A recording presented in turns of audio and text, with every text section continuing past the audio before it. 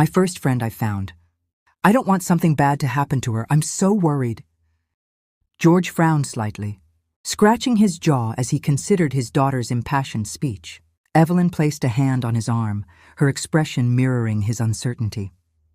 Jenny didn't let the hesitation linger. She pressed on, her tone growing more insistent. "Why don't you come live with us?" she suggested, turning to Edith and Adoria with wide, imploring eyes. "We have a really big house. You'd both be so comfortable there." The room fell silent for a moment. Edith's eyes widened, clearly caught off guard by the unexpected proposal. Adoria looked up at her mother, uncertainty flickering across her young face. Jenny, sensing she had their attention, clasped her hands together as if begging. She had set her stage, and now it was time to play her part. She wouldn't relent, not until she won. Little Jenny stood firm, her tiny hands clenched as she awaited the verdict.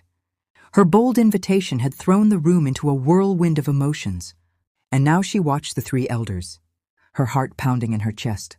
George shifted uncomfortably, his voice tinged with hesitation. "Darling," he began, glancing at Edith for support. "Miss Edith's family isn't here. They might miss her, and she has friends she needs to return to. We can't just—" he faltered, searching for the right words. "We can't just ask them to leave everything behind and live with strangers."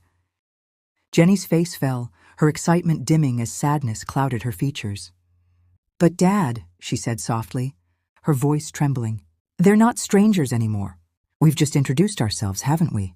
Her words hung in the air, fragile and full of longing. She paused, her bottom lip quivering before adding, "And Ria's my age. I could finally have someone to play with." George exchanged a worried glance with his wife. Edith sat stiffly, her hands clasped tightly in her lap, her expression unreadable. The guilt was palpable in the room, a shared burden pressing down on them all. Jenny's loneliness had been a silent specter in their home for years. When Evelyn had been pregnant with their second child, they'd promised Jenny that she would soon have a sibling to play with.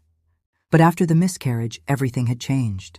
George had forbidden Jenny from mentioning it, afraid it would reopen wounds that hadn't yet healed. Jenny had obeyed, burying her feelings deep inside, until now. George knelt down in front of her, his eyes softening as he looked into her tear-brimmed eyes. "Honey," he said gently, "we know you've been lonely, and we're so proud of how patient you've been, but we can't just ask people to leave their jobs, their homes, their lives." "I'll do it," a voice interrupted, barely above a whisper. All eyes turned to Edith. Her voice was soft, yet it carried a weight that silenced the room. She straightened her back, looking directly at George. "I'll stay," she said again, her tone resolute. "Adoria needs stability."